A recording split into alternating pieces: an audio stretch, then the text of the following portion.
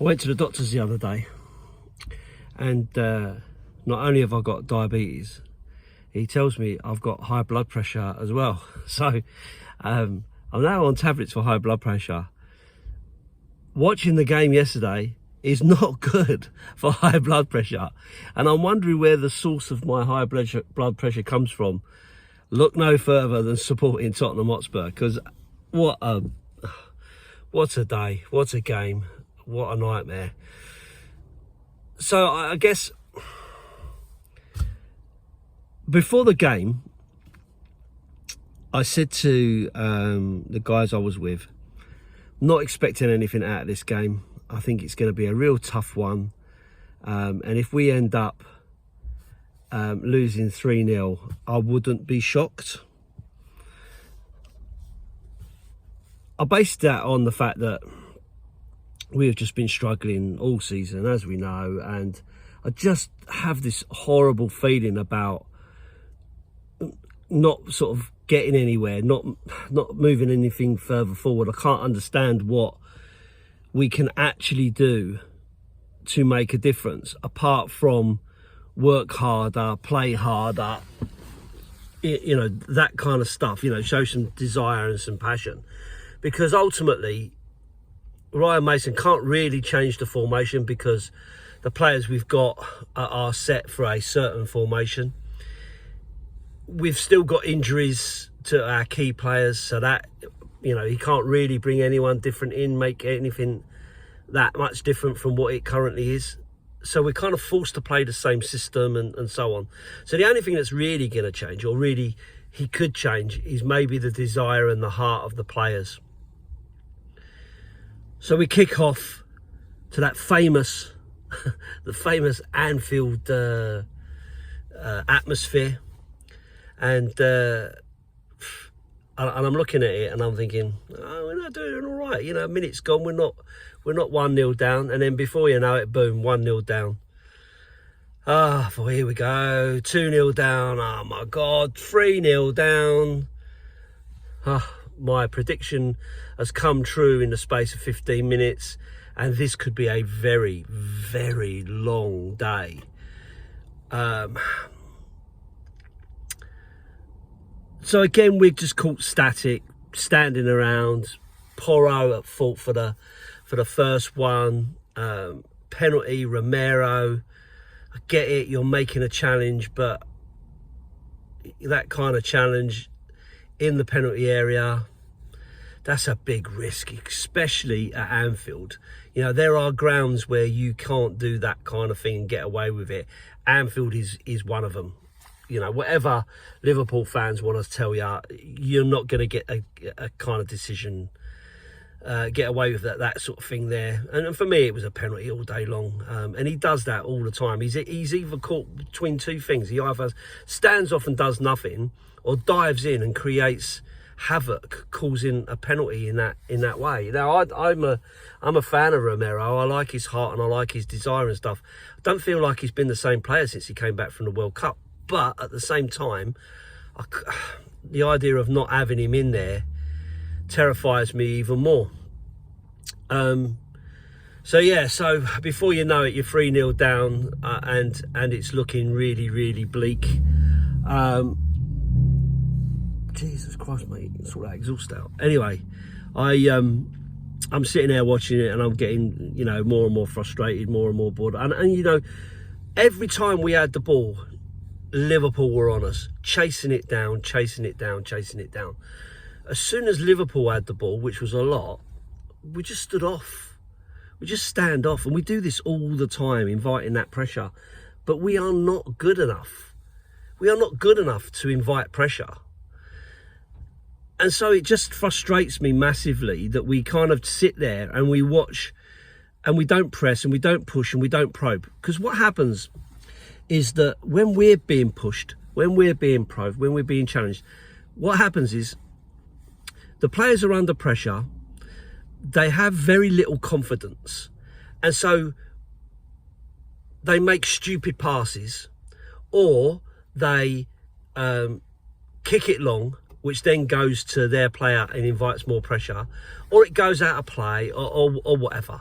So like you watch it and you can literally see the fear in the player's eyes. Who can I pass it to? No one's really showing. I haven't got these easy triangles. I haven't got a runner and all that. You can see it from throw-ins as well.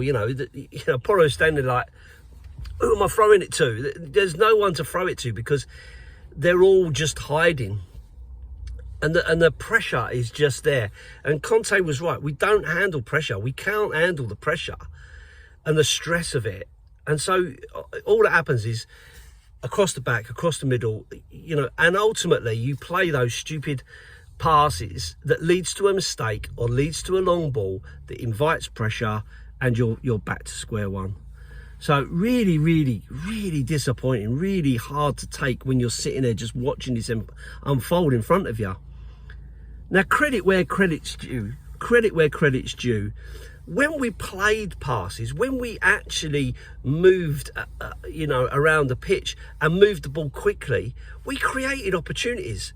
We did create opportunities.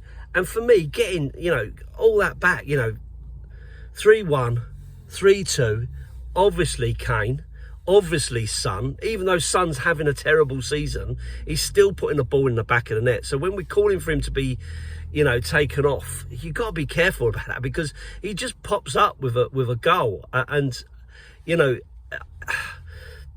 need him to be in the right place at the right time. I think he hit the post twice as well. So on the balance of those kind of opportunities, he's gonna put one away, and he did, and it was well taken, set up by Kane. I mean, Kane's goal as well. Just skipping over that slightly, but Kane's goal, again, really well taken, on the half volley, just puts it in there. Brilliant ball by Perisic, who I thought had a better game yesterday. He still frustrates me massively, but he did have a better game today, certainly going forward. I mean, he sent Van Dijk into next week with his cross for Kane, which was fantastic. And it gave you hope. It gave you hope. And then to see Richarlison come on, I thought, you know what? This is written. This is written. He's not been able to get a legal goal all season. He struggled against Liverpool. It's written in the stars. Written in the stars. And then he pops up and he puts the ball in the net. And I'm in a local working men's club with loads of other South Dorset Spurs fans. And a load of Liverpool fans and Chelsea fans and Arsenal fans, and they were all going mad when Liverpool are killing us, giving us absolute pelters. I mean, in the right way. I mean, not in a horrible way. In the right way. It was banter. You take it.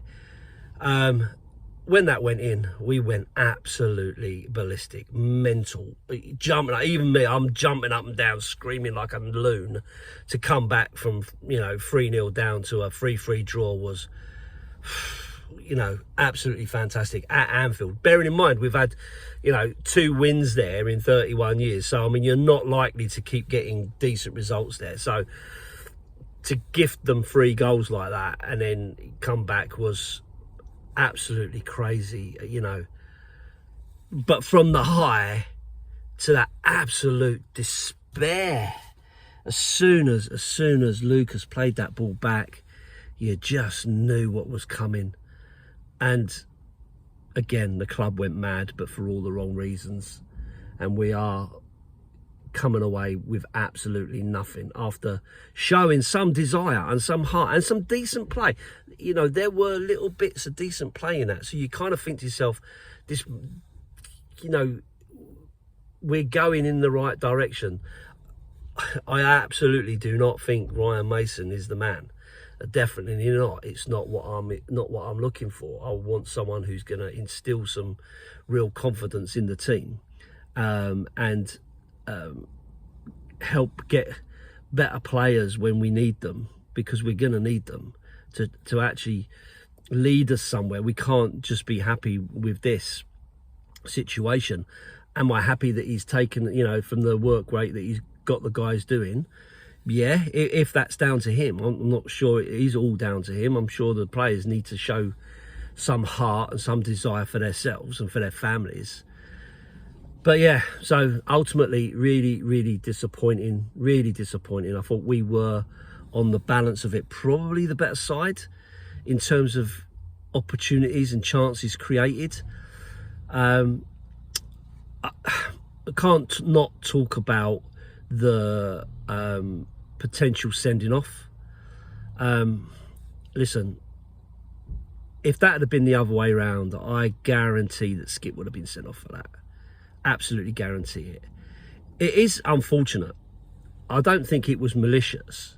But if you're putting your foot up that high, and you know, let's be fair, Skip's got the right to go for that ball at head height. It's a heading opportunity. So he goes for the ball, and you're putting your foot up that high and raking down his face, flat-footed. I think the player knew. That this could be a red. And for him to then go and score the winner is like, talk about add insult to injury, you know. I think that's crazy. Richarlison's penalty opportunity, again, very soft in my point. Bit theatrical from Richarlison, but that happens. And if that would been the other end, it's a penalty. You can't put your hands around someone in that way and not expect to get penalised when that player goes down. Is it soft? Absolutely. But they give them. They give them all day long. So I can't understand, you know, that not being a penalty. So penalty opportunity, didn't get it. Sending off opportunity, didn't get it. Hit the post a couple of times, get to 3-3. One silly mistake, absolute silly mistake, playing a blind ball like that. And why, you know, with that amount of time to go, why do you not just hit it up the pitch? And you know what? I'm probably thinking to myself, they think they can win it. They think they can go on and win it. There's an opportunity there to really go. They've just scored. There's an opportunity here to really, you know, do the impossible. And I think that's what's in his mind. Play the ball back to one of my players who can pump it up, who can start an attack. Maybe that's what's going through his head. Didn't come off. Stupid. But for me, I really don't understand the mentality of Lucas being played anymore. The guy's leaving at the end of the season. He's not deemed good enough for this squad and for this team going forward. So why are we persevering in that scenario? Because he's not match fit. He's not been playing. He got sent off in the last game, and he plays a stupid back pass in this game. What, you know, it's mind numbing. It's mind numbing. The positives from it, I think, if we can actually play 90 minutes at the pace that we played 45 minutes against Liverpool and 45 minutes against Manchester United, then you've got half a chance of still keeping yourself in the European spots and hopefully get ourselves that opportunity. But like I've said before, for me, I don't care where we finish. I'd be glad to see the end of this season because I want to know what the plan is. Daniel, what's the plan? That's what we know. That's what we want to know. And if we know what the plan is, then the fans can get behind it. The problem we've got at the moment is we've got no plan, so we've got no idea where we're going. And if you've got no idea where you're going, it creates frustration, and you're never going to get out of it. So yeah, so a very, very, very disappointing result. Pretty much expected, but you live in hope that something's going to turn it around. And I thought we did enough to get something out of that game.